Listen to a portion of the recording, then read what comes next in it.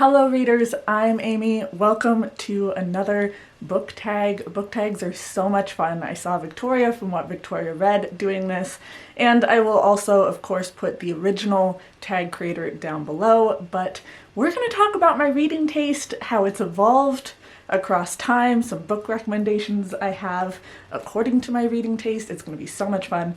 Please like, subscribe, and be my friend on social media. I would love if you left a comment down below on your own reading taste, how similar or different it is to mine. Just tell me all about yourself in the comments.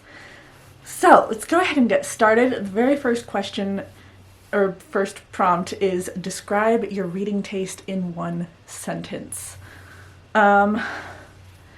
I feel like a word that I've used before to describe my reading taste, I would say my reading taste is eclectic, meaning I read across a ton of different genres, a ton of different types of stories and types of storytelling. I love to have a taste of a little bit of everything to really explore what I like, and knowing that my reading taste has changed over time, I do think it's really important to explore outside of my comfort zone, even if it's a genre or a story that I've explored in the past and haven't liked. That could very well change in the future.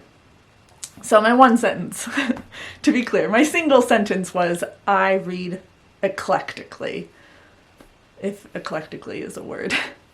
Next prompt is describe your reading taste with categories, genre, age, length, etc. I used to try to read across all decades. I particularly really wanted to read the classics and say that I was well read because I'd read a bunch of the classics, but my classic collection has really been cut down through the years with unhauls. I've increased my Daphne du Maurier collection because she's very gothic and dark, and I love that kind of classic, but most of my classics over the years I've gotten rid of because I've started to realize most classic writing just isn't to my taste, or I prefer more updated stories with more modern values, if that makes sense. So if a classic is a really great story, but it's got homophobia in it that makes me really uncomfortable, or it has great writing, but it's super sexist, like I would really prefer to read a more modern story that has the more modern values and diversity a lot of the times. That said, one of my favorite classics is Dracula, and that's got some sexist issues, but what are you gonna do? But yeah, a lot of my classics have just gone bye-bye. I have quite a few contemporaries.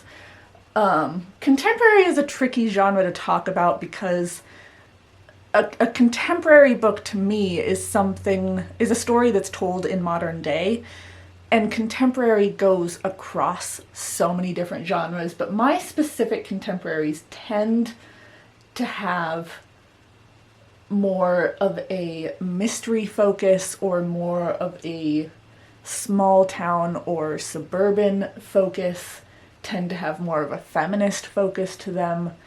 I have a lot of like thriller and horror, not body horror, not super creepy, super dark horror necessarily, but I like horror that explores issues like horror and grief or horror and feminism.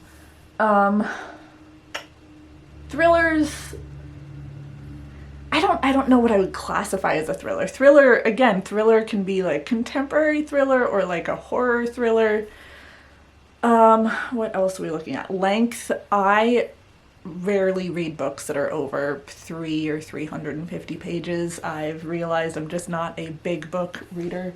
That said, I do have like The Priory of the Orange Tree duology. I have The Adventures of Amina al-Sarafi that I'm hoping to read at some point. So every now and then I will pick up those bigger books, but those tend to be very seasonal. I'll pick up the really big books usually more in winter when I'm feeling cozy and just want to sit down with a really long novel. Nonfiction. I love sex, science, and animal. Well, science is under animal, or animal is under science. God, I need to start over. I like science-focused nonfiction that discusses things like sex and animals and death. That's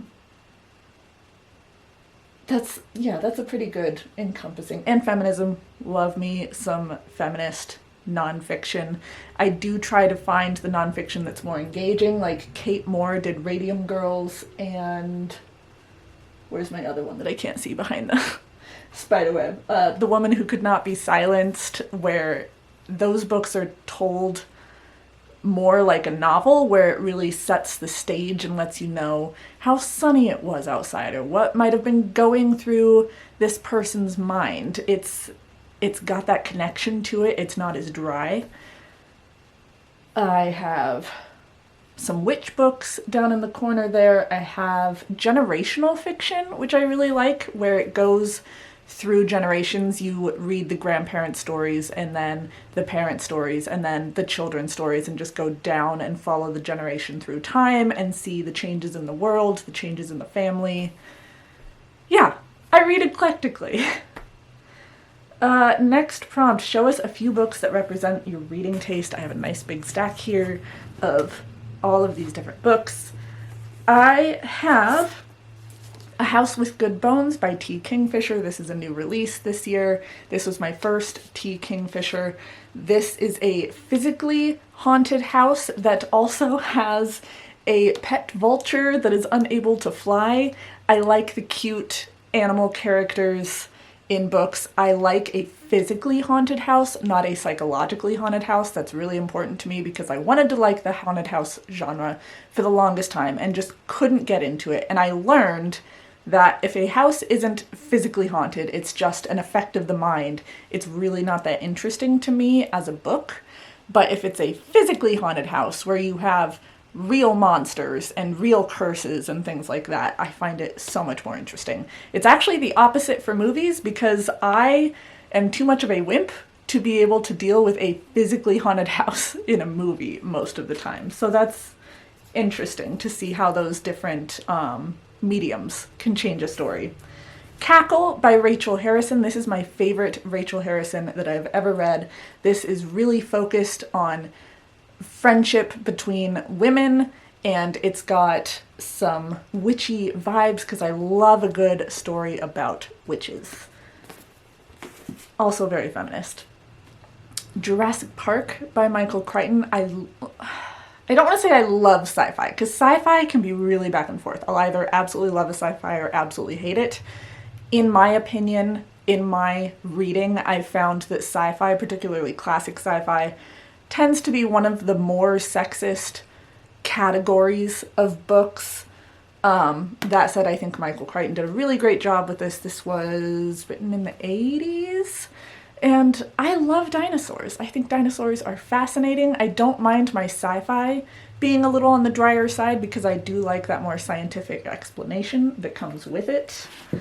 Spinning Silver by Naomi Novik. I picked this out. For one, this is my favorite of the two Naomi Novik books that I've read. The other one was Uprooted. I get why that one makes people upset, but I think more people should try Spinning Silver because I think it was really well done.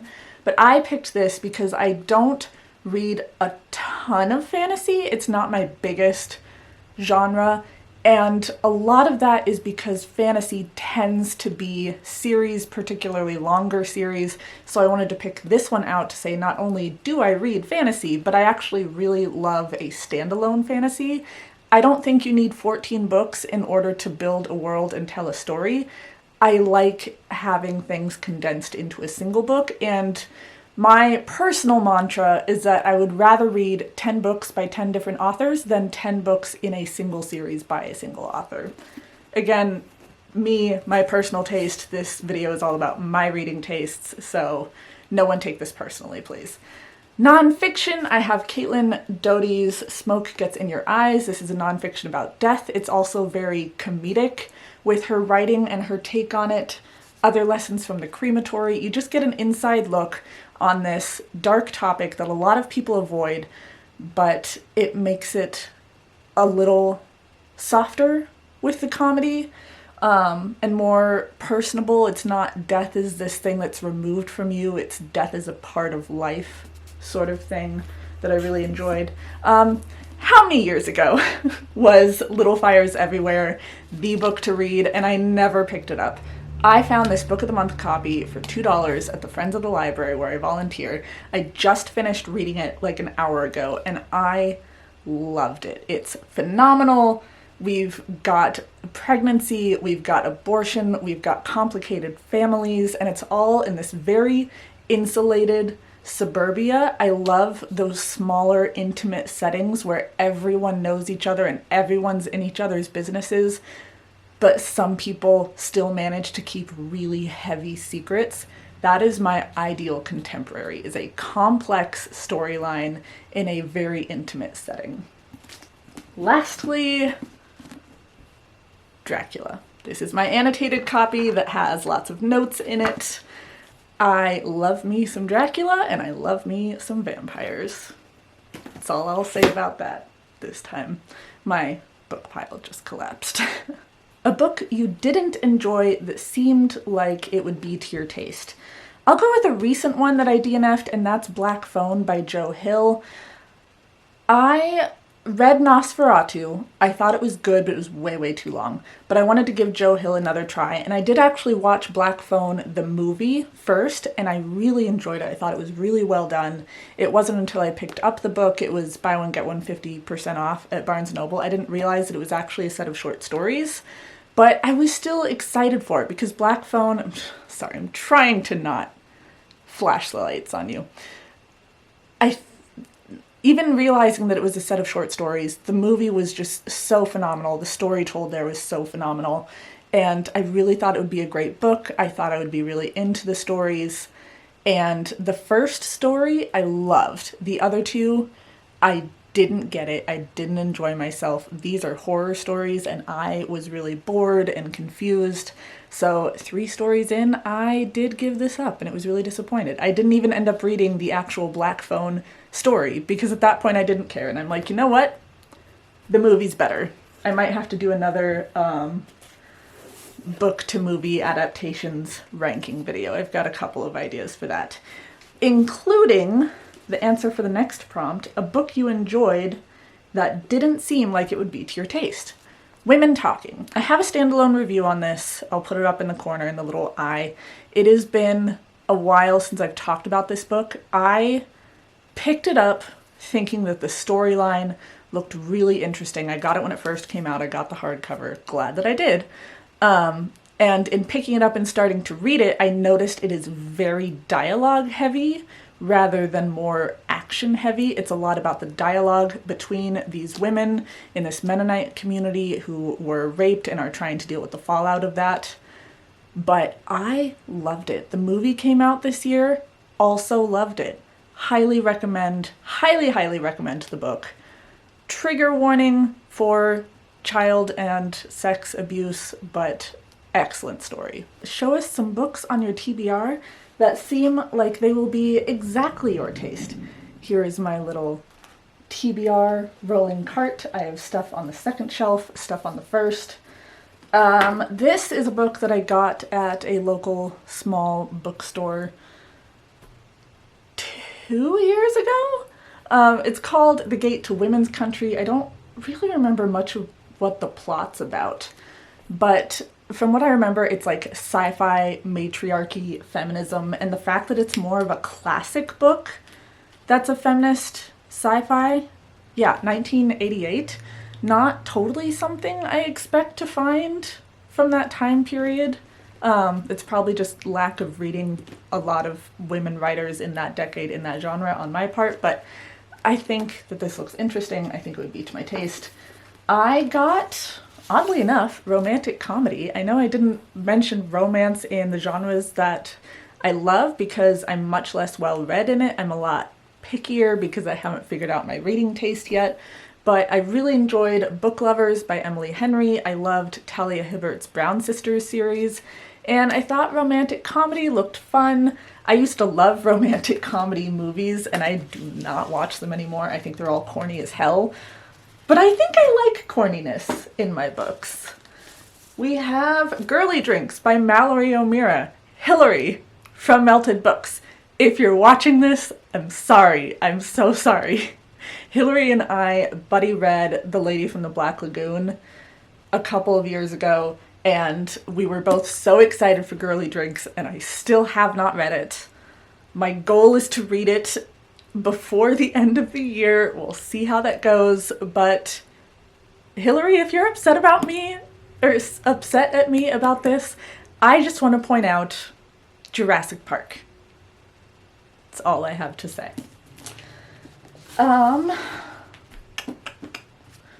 Red Dragon. So I read Silence of the Lambs by Thomas Harris, and I knew it was part of a series, but I thought Silence of the Lambs was the first, and I figured the movie came out, he wrote the other books, they're just not going to be as good. But I realized Silence of the Lambs is a sequel to Red Dragon, and most readers know that the second book in a series tends to not be the strongest, and I loved Silence of the Lambs. So I am really interested in reading Red Dragon. This is a lot more focused on Hannibal Lecter and the case that put him in prison, from what I understand. So yeah, that's a good look at my shelves. Oh, well, I guess I should do two more that I'm excited for. Venco. This is about a corporation that is a coven. It's run by women.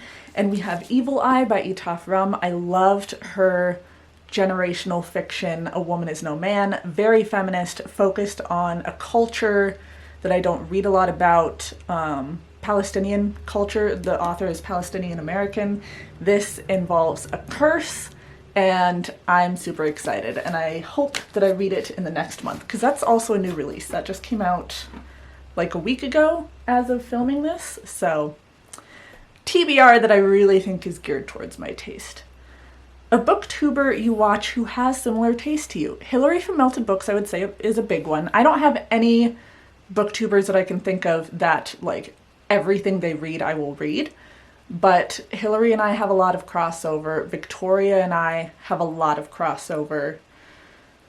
They're also, like, my best booktube friends and the ones that I talk to the most. So let me actually jump onto my YouTube and just glance through people who have dropped videos lately, because my brain is not having it.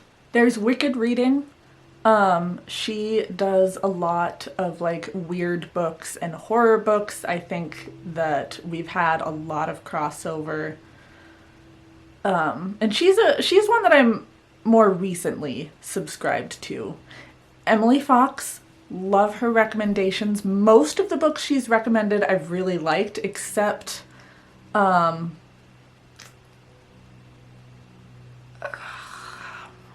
was it? It was a French book that I cannot remember the title of. I'll post a picture of it here because I will look it up. I will let you know. But it was a very literary dystopia where these women are kept in this prison for like decades, and there's this girl who this is the only world she knows, and they escape and cannot find any other living being in the world. And I thought I would really love that, and I just didn't, and that's like her favorite book ever. But we do have a lot of crossover. The Venn diagram is almost a circle. Those are the big four, I would say, that have really similar tastes to mine. Have you always had this taste in books, or has it changed over time? Definitely changed. I talk a lot about this, but 2020 really was a lot to cope with, and when my mom was sick last year, that was a lot to cope with. So horror has become a much larger genre for me, where reading terrifying things makes the world a little less terrifying. I used to explore literary genres a lot more. I rarely read a literary book anymore because they just, over time, I've realized they're not my thing. I don't really have the head for all of the symbolism and stuff. It's like, I know that you're writing about all these really important topics and turning them into metaphors, but can you just give me a good plot with good characters and tell me the story, and not cover your book in just dripping symbolism? Can I just have something that's a little more basic, please? Because my brain is a little more basic. I have read a lot less nonfiction this year. It's just not been something that I've reached for. I still really enjoy nonfiction, but I do think I'm being a lot pickier about what I'm reading. I am trying, except for my book haul this year, particularly my Vegas book haul where I just let myself go crazy, I am trying to be more careful with books that I buy and curate my library to be books that I have read and loved, and then I'll buy the book and put it on my shelf because I know I'm going to reread it, I'm going to get use out of that book. Otherwise, I'll usually get it from the library if I can. I actually read a lot of fantasy as a kid. It was a lot of Harry Potter. It was a lot of, what was it, Charlie Bone. I read more fantasy as a kid. I was more open to reading the big series, and as an adult, it's like, I don't want to take the time to do that. I want to read diversely amongst my authors. So I've curated my fantasy reading a lot more. I read a lot less of it, though I do still enjoy it. I do read a lot more diversely. I'm from a small town in Montana. We didn't talk about diversity in our books. Read mostly white authors as a kid, and as I became more aware of that, I did push myself to read more, and I have found so many amazing authors, and I love that I was able to open myself up to that. Last one is tag some people. If you're watching this, consider yourself tagged if you have a channel and if you film regularly. I thought that this was amazing. An amazing idea. I love the prompts. I love the thinking that this tag has made me do. So that's gonna be it for today. Please like, subscribe, be my friend on social media, leave comments down below, and also for the rest of the month, I will be doing 13 nights of Halloween. I will have 13 bookish videos set up for the end of the month every day of the last 13 days in October, and I hope you really enjoy that. I'm having a lot of fun putting that filming together. I will see you all in my next video. Bye, friends.